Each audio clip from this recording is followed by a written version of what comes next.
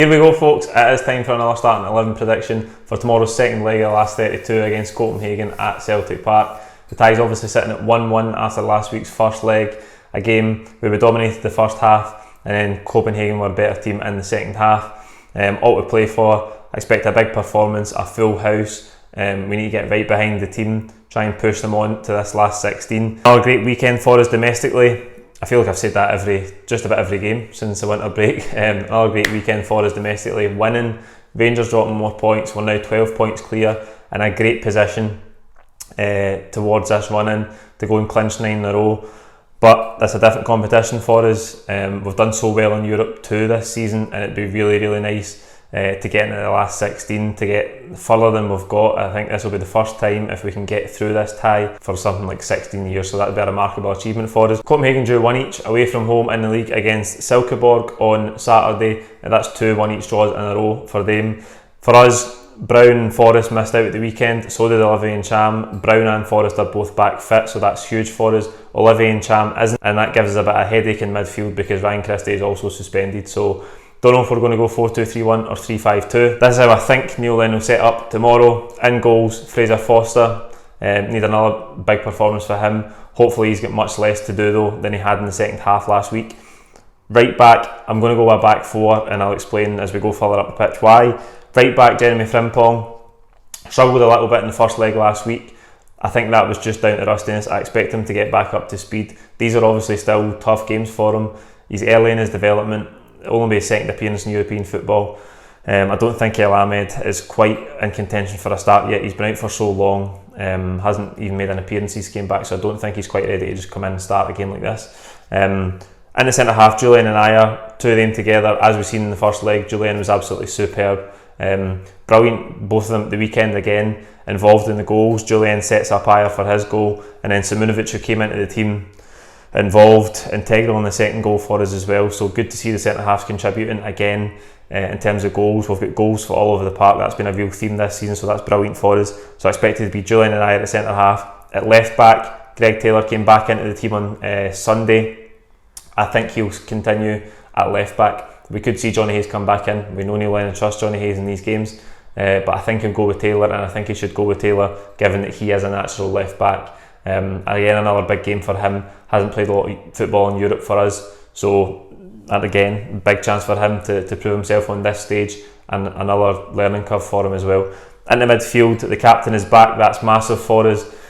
A real leader. I thought Callum McGregor took his place brilliantly at the weekend. He went and played that 6 role, took the armband. I thought he was superb. Defensively, I thought he was absolutely brilliant on Sunday. He's got so many strings to his bow, Callum McGregor, but Brown will come back in. McGregor will go alongside him back to his more natural position, more like an 8 if you like. In front of them though, as I say, Cham injured, Ryan Christie suspended. That means I think we'll see Tom Rogic start in front of them. Tom Rogic started at the weekend. I thought he'd done alright. Again, not vintage. He hasn't played a lot of football this season. If he does start tomorrow, it'll only be his 6th start of the season. So that's reflective of how little football he's played this season.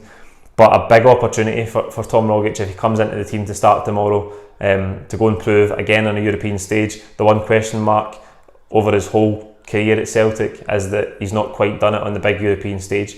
This is an opportunity for him if he does start tomorrow to go and prove that he can do it. I just think it's got to be him. The only other option I can think of is to play Beaton and maybe move McGregor up one. I don't think that'd be good. I think that's a little bit too negative to have Brown and Beaton together. We know McGregor can play further up the pitch, but I don't think we'll see Beaton. We could see Sorrow, but again, it's a tough game to throw him in for his first start, and again, he's an out-and-out 6. So I think him and Brown, with pushing McGregor on one, again, probably a little too negative for us. We need to go and win this game, start on the front foot, be positive, attack Copenhagen, like we seen in the first half last week. So I think it'll be Brown, McGregor and Rogic. Back on the right-hand side, James Forrest. He is a huge player for us. I thought he was good from the left-hand side last week. Obviously, don't really have that option this week. If Ryan Christie's suspended, doesn't give us that option to switch the wingers. James Forrest has been brilliant though, 16 goals and 21 assists in all competitions this season. Those numbers are ridiculous. I know that at times he gets criticised and he can drift in and out of games, but 16 goals and 21 assists in all competitions is remarkable. On the left hand side, Mohamed El Yunusi, I keep I feel like I keep putting him in every week for a start and he never gets one. I expect him to get one tomorrow because, as I say, with the injuries to Encham and Christie's suspension, means I think we'll have to start El Yunusi from the left-hand side. The reason I'm not going 3-5-2 is, again, I just think if you have Rogic, Griffiths and Edouard, we'll lose too much in the midfield. I think that'll be a risk for us, a little bit too attacking. So that's why I'm not going to go 3-5-2. Neil Lennon could well go 3-5-2. I think that would be a really, really positive setup for us, but I just think it might be too risky, and I think Neil Lennon will trust the 4-2-3-1 more than the 3-5-2. I might get caned for that. I'm sure a lot of you in the comments will be screaming for the 3-5-2. I'd maybe like to see it as well, but I just think with the personnel available, with Encham and Christie out, I think Rogic, Griffiths and Edouard, it's just too much of a risk to lose the numbers in midfield. El Yunusi on the left hand side, up top the main man, Odsonne Edouard, could have had a hat-trick last week, did score a sublime goal. Again at the weekend, he got one over the line. It was basically a broad foot own goal. I think he actually might have got given the goal though, and he missed a couple of chances as well, but listen, he's absolutely superb for us. I'm confident that if he gets chances tomorrow night, he'll put them away, and as always, he's the main part of our attacking play. We need him to have a big night.